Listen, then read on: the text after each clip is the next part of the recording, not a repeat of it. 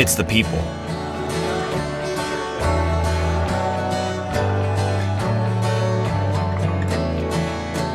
It's the places.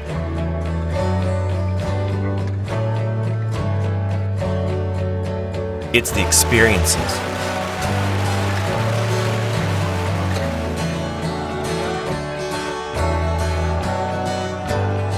It's the products.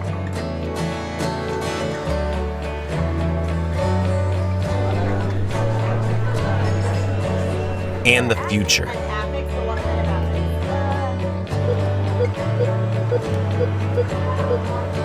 This is our city. This is my city. This is my city. Đây là thành phố của chúng tôi. هذه مدينتي. Esta es mi ciudad. This is my city. This is Garland.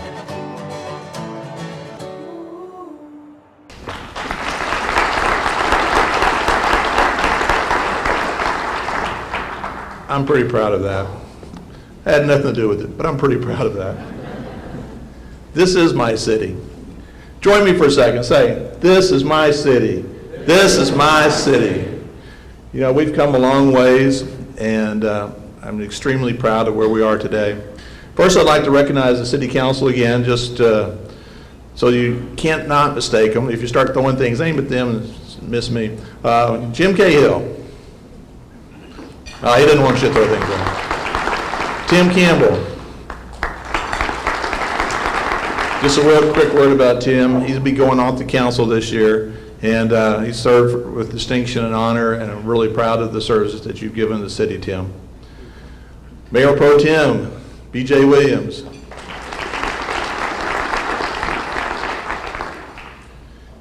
Billy Mack Williams. Billy Mack is also retiring. Again. As most of you know, he's served more than once, and he's been a real pleasure for me to have there. His knowledge of the city and the city business goes way, way, way back.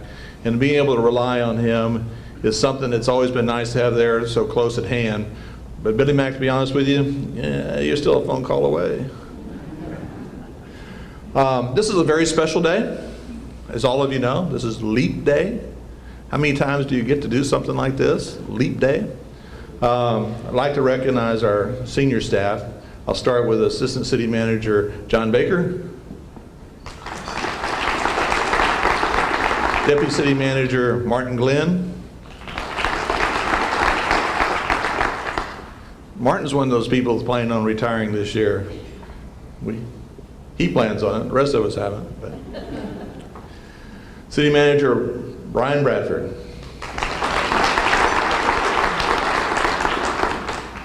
And since we're talking about retirement, I'm going to recognize someone, Neil Montgomery. Stand up. All of you know Neil as being the cool, smooth Neil Montgomery, head of the planning department, development, and all that other stuff, but he'll be retiring, he says, at the end of next month. Well, actually, yeah, next month, end of March. But how many of you have birthdays today? This is a special time to have a birthday. How many of you have birthdays today? Oh, Brian? Well, come on up, Brian.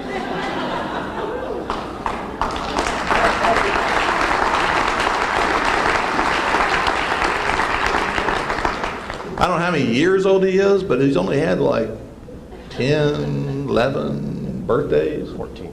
14 birthdays. So, join me in singing happy birthday to Brian. He likes to do this for other people, but we're just going to do it in the traditional way. So, happy birthday to you. Happy birthday to you. Happy birthday, dear Brian. Happy birthday to you. Hope you enjoyed that. As many of you know, that's turnabout is fair play. You know, we're 125 years old this year. April 18th is our birthday. I think it's just so cool.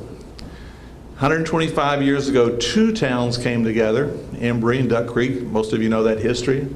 and created the City of Garland. And we've been here for 125 years doing the things that we do. As a lot of you have heard me say, we're not a suburb. We've never been a suburb. We just looked up one day and Dallas was uncomfortably close. But looking at that tradition, we're trying to hang on to that. We've got Heritage Park that's being created out here. The actual name is Heritage Crossing. We moved the depot, but last year we also moved the rail car. We moved Tinsley Lyle's house. So that's very important. But here's what I want to tell you about Garland. We are strong. We're in a great position. We are strong. Looking at some of our strategic goals, these are kind of synopsized, but for me, for all of us, grow our economic base. Isn't that really what everyone in this room is here for? To grow the economic base of the city? But also to look at our neighborhoods, the places that we live, to make them as great a place to go home to each day as we can possibly make it. Neighborhoods, extremely, extremely important to Garland, to the City of Garland. We spend more time and money trying to learn more about neighborhoods and make them better than virtually any other city around us and any other city across the state. And I'm extremely proud of what we're doing and the inroads and the trailblazing that we're making. But also, it's very important to build our city for the future. That means a lot of things. If you look at Envision Garland and some of the things we've done in the past, how we go forward is extremely, extremely important if we're going to have the community that we want to live in. So growing the economy, that's number one, that we talk about all the time. Let's look at how the city itself does. I'd like for you to understand who we are. This year, our operating budget is 2/3 of $1 billion. Our recent capital improvement program, $261 million. The City of Garland is investing very heavily in itself, in our community, and trying to make this the place that everyone really wants to be. So if you look at our operating budget, our general fund, about $150 million, that goes toward a lot of things I'll show you in a second. And our utility funds, these are the services that we provide, both GP&L, that's the power side. You also have environmental waste. Try not to say trash. Oops, I did anyway. But also the other things that you get, all the different services that are combined into that one. But if you look here, in the center, you see where most of the money goes. Well over half of our money goes just to public safety. This is not unusual for a city. It's one of the first services that every citizen wants us to provide, if not the only service sometimes. But you see the other services that we also provide, libraries, parks, things that have a complete city you really do need. But the outer ring shows you where the money comes from. Almost 30% property tax, 17% sales tax, and you can see the rest. What's new in the budget this year? Things change. We're hiring 6 additional police officers, fired 5 additional SRO officers. These are the police officers that serve in the schools, for those of you not familiar with the SRO program.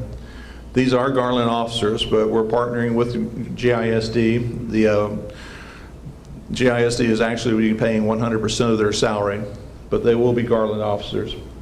But you can see the other things. We're putting a lot more money into the streets. Our streets took a very severe beating through the recession when we weren't putting as much money into them, when you had the drought, and now you got the rain. It kind of makes them expand back the other direction. So the streets are getting a big, big additional side. But also in streets, we're putting up new stop signs. This will be a 3-year program. And then this year, a housing reinvestment fund, where we buy houses that are on the market, that can be turned over and redone and reinvested in the community, mostly in the form of additional housing for middle class families. Looking at the CIP, as I mentioned, $261 million.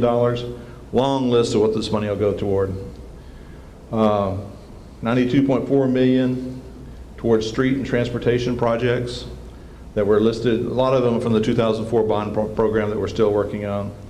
$28 million is the Pleasant Valley Road Bridge. This is the bridge on the north side of Garland that on Pleasant Valley Road that extends into Saxe. And this will be a new key entryway into the city from that direction, coming off the George Bush Tollway. New money for, we have some flood-prone areas. We'll be putting up new sensors, new gates that tell people that there is flooding conditions ahead. This is made especially important this year when we lost someone here in Garland that got caught in a flood. More money toward parks, more money to the Granger Rec Center, to Audubon Rec Center, and more money toward the winter soccer fields. As I said, most of the money goes toward public safety. On the police side, they've done their job extremely well. We are this year the 11th safest city over 200,000 in the United States.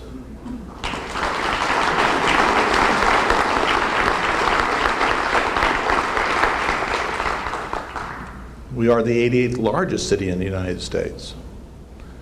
We're the 12th largest city in Texas. So we are a large city, and to be able to brag about being the 11th safest is something I think that we're all extremely proud of. If you look in Texas, of cities over 100,000, you have to look from the bottom up. You look at the worst cities, the worst crime problems, you got to go way down the list to find us. But of the cities over 100,000, of which there's 34, we're the 14th lowest in violent crime, the 12th lowest in property crime, and the 14th lowest in total crime. And this is the third year in a row that Garland has experienced a decrease in the total crime rate as measured by the FBI's Uniform Crime Report. So, to the police department, thank you.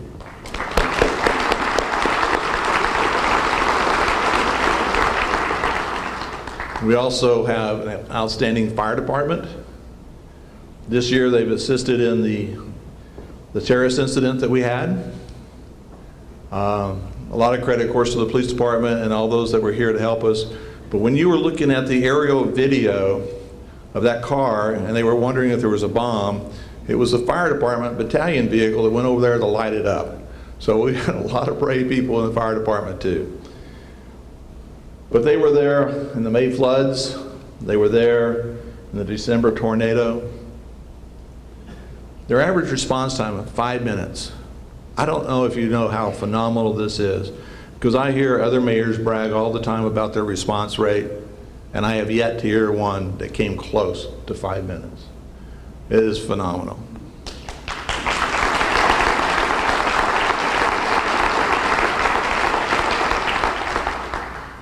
That our partner tonight or today hosting this is Baylor Scott White, I think is especially appropriate considering how much our fire department EMS works with that hospital and others.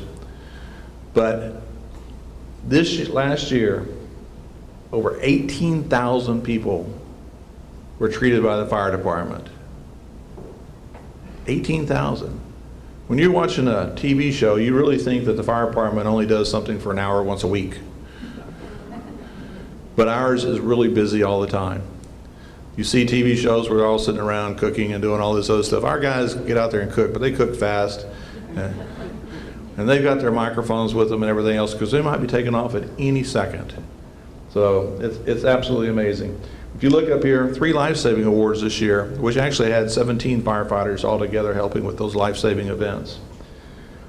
But with the American Heart Association, we received the Fit Friendly Platinum Award for the city, which is outstanding. The Gold Mission Lifetime Award for the EMS group. There are only 4 organizations in North Texas that received that. And they partner with the American Heart Association on the Don't Die of Doubt campaign. If you think you might be having a heart attack, don't question it, call 911. They will be there, they will be prepared, they will get you to the hospital. The hospital will know you're coming. They will know your condition. Don't drive yourself. Don't show up. I mean, if you get there and someone goes, "What's up?" it'll be your fault because you didn't dial 911. Something that you don't see very often is our emergency operations. These are folks that actually coordinate all this for the city, that work in this particular department within the city. And unfortunately, they've been pretty busy this last year, but it's been good for all of us. There were 2 ice storms. When we activated the Emergency Operations Center so that all the departments could be working together and addressing those needs. You, of course, had the May floods that I've talked about with other departments. But again, the Emergency Operations Center was overseeing that and coordinating it. And of course, they participated in the incident at the Colwell Center back on May 3rd where the 2 would-be jihadists showed up. But all that, I guess, was just practice for the big one, December 26th, when we had an EF4 tornado visit our community. We're also partnering with the City of Mesquite on a new CASA radar. This will be, for those of you that are not familiar with that, it's a special kind of radar. It'll update the weather data every minute. It gets down to a much finer grain. It gets down closer to the surface. It'll allow us to see tornadoes much sooner and much more acutely. And what we saw December 26th, next time with this radar in place, I think we'll have a lot more advanced warning than we had this time. But I talk about economic development. $413 million toward economic development. In the last year, in the last 6 months of this last year, 2015, we had an unprecedented $778 million worth of projects approved through the City Council and basically coming to our community. As of January this year, currently in the pipeline, there's $1.2 billion of projects going on.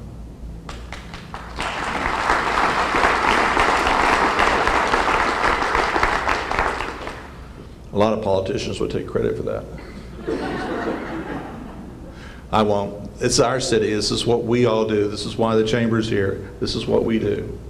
One of those projects, as many of you have heard about, Raging Wire, a data center, 5 buildings total, 1 million square feet, a little short of $0.4 billion worth of total investment. This is an area that the city worked with the local landowners to come up with a whole new zoning plan. And by working with them, we now have a return on that effort.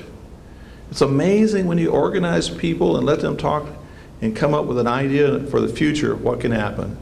So one of the very first new uses in that area is the Raging Wire data center.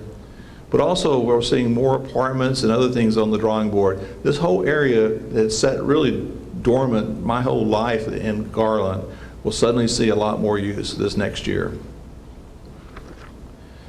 NutraBiotech, it's a Korean company. They make supplements, and we're happy to have them. They took an existing building and converted it. VPET, they're headquartered in Taiwan. They'll make special plastic bottles and other special plastic containers and things for people that have those kind of particular needs. One cool company I thought, glass recycled surfaces. They take glass and make it into a material, basically it's kind of the equivalent of granite or something of that nature. And we're very proud to have them here, and they've also taken an existing building and converted it for a new use. But there's new development. On the apartment side, off Bunker Hill Road, over 1,000 new apartments coming. It sounds kind of out of the way, but it really won't be. It'll be close to the Firewheel Town Center. It'll be supporting that whole area. And then on 190, south of 190, not too far from Campbell Road, 1,000 luxury apartments coming to that area. These will be in very high demand because of all the new businesses and things coming along 190, particularly at State Farm and the facilities up there. And downtown, the old Bank of America building, It's going to be converted into apartments. There will actually be 126 apartments when they're done. And there'll be a new tower built and a parking structure. So more people downtown, making this just that much more vibrant. These are two retail businesses I just want to focus on for a few moments. They're kind of special.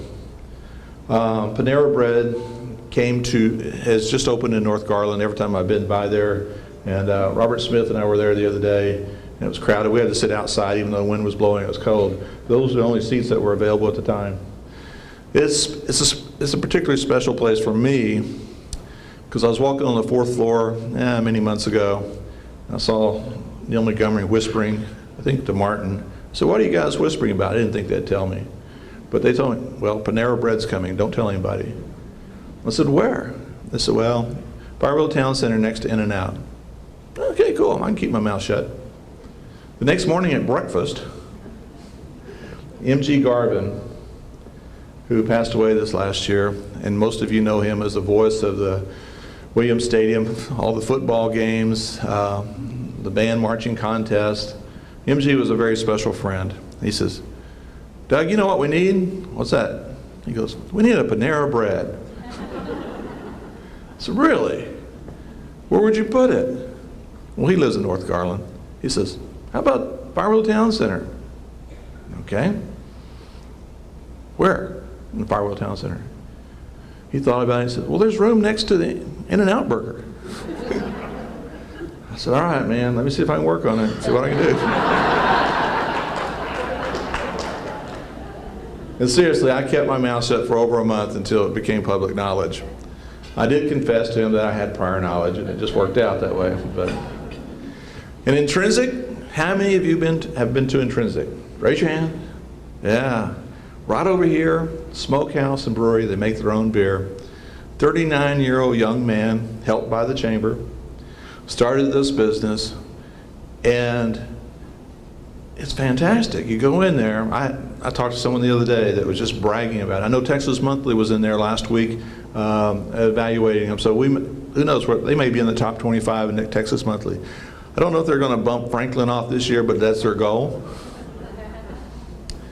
But every piece of furniture in there, every table, every chair, they made.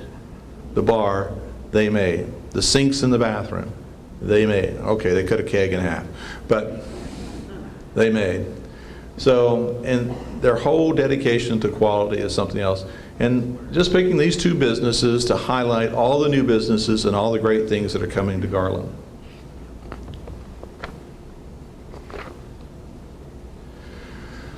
I saw my good friend Mayor Bob Day Saturday night, and I mentioned him because his idea was the Centerville Marketplace and working on that, and he promoted that very heavily when he was mayor. And we've watched it slowly come along, and it's one of those things. In development, you just have to keep working at it. You have to have a vision, you have to keep working at it. Well, this vision keeps growing. We have a brand new hotel coming to the area, La Quinta. Those of you in North Texas need to learn how to say it, La Quinta. But also out there in the same area, some other development, which I'll cover here in a second. Downtown phase, recognize these photos? If you don't, just look out the window. I'm very proud of how downtown's coming. This is also a labor of love that's been worked on for many years. We have the City Hall. We have a new building across from City Hall. We have these apartments that are almost finished. There's a great deal of investment right down here, right here at this intersection. Well, let's talk about redevelopment. Jumping back to the Centerville Marketplace, where the old Target used to be, Winco came in, tore down the old building, and put up a new building. The times I've been by there are just so many people. This is a great supermarket. They don't have a pharmacy or anything like that. They just sell food and lots of it. A lot of different brands, a lot of different lines. Some people specialize in carrying just a few things. They specialize in carrying a lot of things. And it's employee owned. But also in the same area, Panda Express, and coming soon, Old Chicago. But I talked about in the very beginning neighborhoods. Neighborhoods are, like I said, these are the places we live. This is the places we go home to.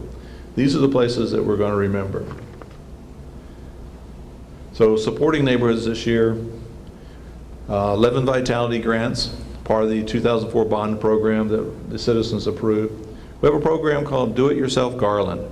This is where a neighborhood actually works on the neighborhood. And that picture are neighbors helping neighbors, taking their neighborhood and making it better, make it stronger, increasing the curb appeal, replacing fences, helping with paint, going from house to house. So revitalization is one of the things that were necessary. Also want to talk about quality of life.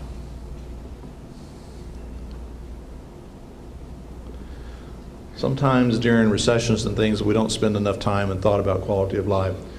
But this is what makes your community different than other places, that quality of life.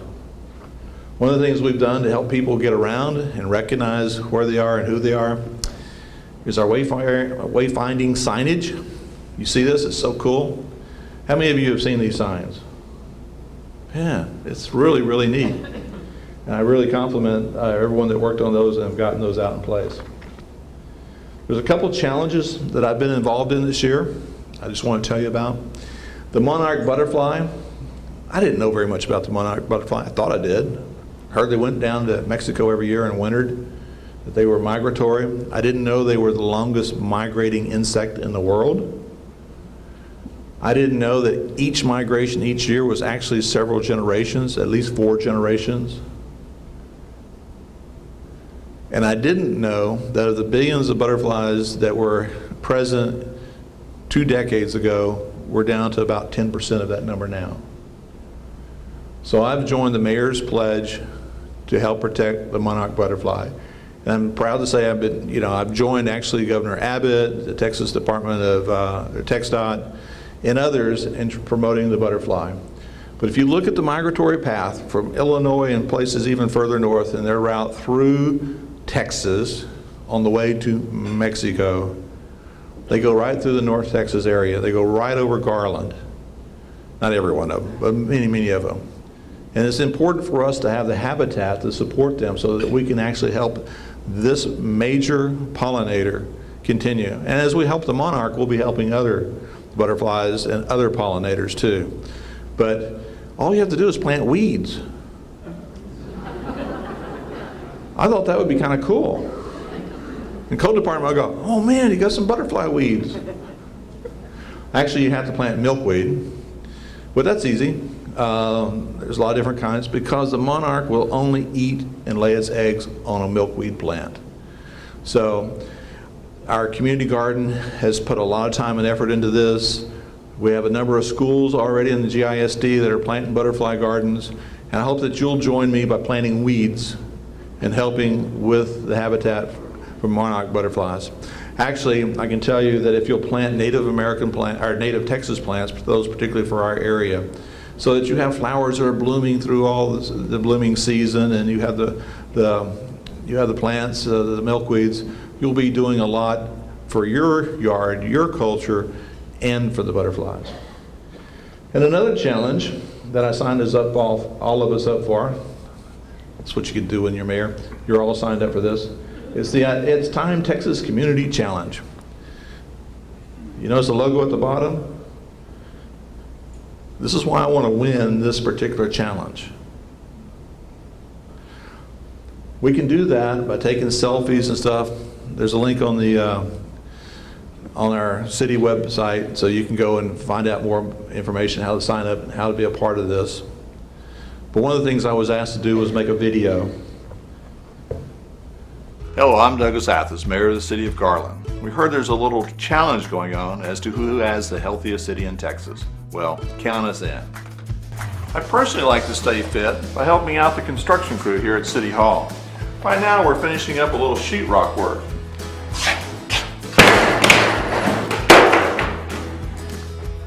If construction's not your cup of tea, try taking the stairs instead of the elevator.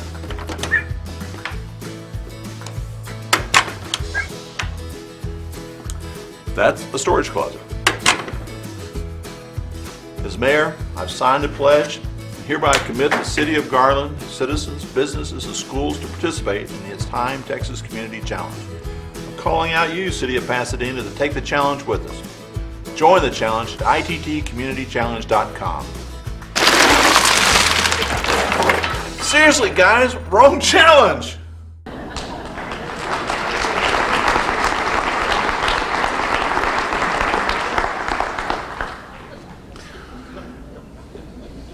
I won't tell you all the places that ice went. Actually, that was a lot of fun. I was very proud of our staff that put that together, and I'm probably the only mayor that had that much fun doing it. But so the challenge is there. Please go check it out. I called out Pasadena. They're trying to get ahead of us now. Shouldn't have mentioned them. I should have picked a smaller city. But we're challenged, so let's go out there and take care of that. I'd like to talk about our future for a few minutes. This was a great year. We have to look at how we grow in the future. We have to keep that in mind. We're losing a lot of people at the city level that you've heard about. So a lot of experience that won't be here anymore. And how do you replace those people? Brian had a lot more hair and a lot less turning gray when he got this job, and it's going to change fast. But he's got to figure all those things out. But trust me, I and the city council are here to help that. But we're going to be changing. There's things to do. One of the things I'd like to mention to you, we are a very, very strong community. Garland strong. All of you know about the tornado on December 26th. We've created a program to help the local charities, and we're asking you to help raise money for them so that they can help the people still affected by the tornado. This is, I don't think, we're going to be studied for how well we responded to the tornado. I've already been told that. The respect from the American Red Cross and others for how well our city, our community, our citizens responded is just, they really want to understand how that happened. I tell them when you're a strong community to begin with, you'll have a strong response.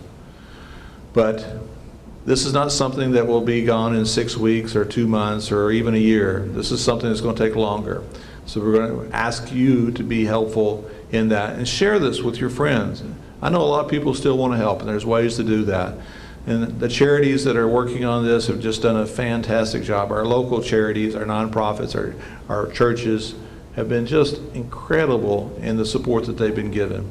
On your tables, there's cards there. Take that with you. If it's something you already know about, put a stamp on it and send it to somebody else. So I'm wrapping up.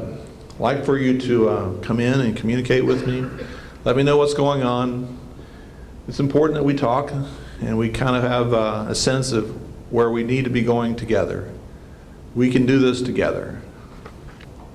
And it'll give you plenty of opportunities to connect with us. Obviously, the traditional media, Facebook, Twitter, Pinterest, all those. But I'd like to also call your attention to eAssist Garland, an app that you can get on your phone. You got a street light that's out, a pothole or something, take a picture of it. It's got a geocoding so that you don't even have to tell it exactly where you are. It'll come up on the map, and you can say, right there on the map, and send it in, and the response rates you'll find are pretty fantastic. So, in conclusion, just like to remind you, grow community, grow opportunity, and grow Garland. Thank you.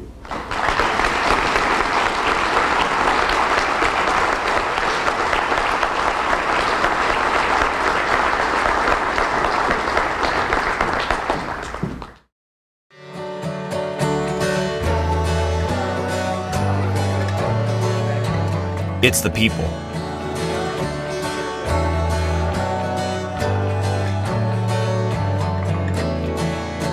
It's the places.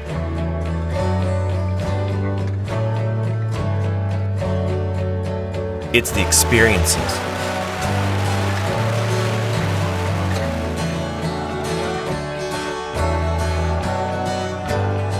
It's the products.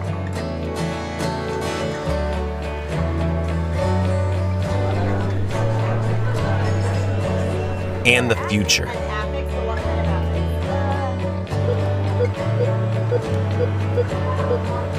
This is our city. This is my city. This is my city. Đây là thành phố của chúng tôi. هذه مدينتي. Esta es mi ciudad. This is my city. This is Garland.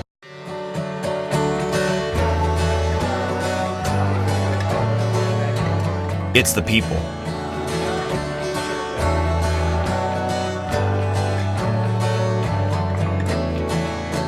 It's the places.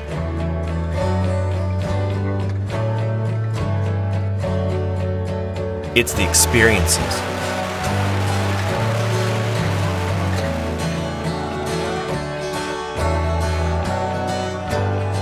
It's the products.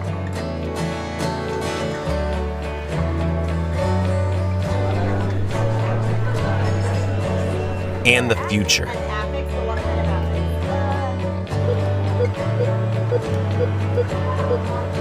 This is our city. This is my city. This is my city. Đây là thành phố của chúng tôi. هذه مدينتي. Esta es mi ciudad. This is my city. This is Garland.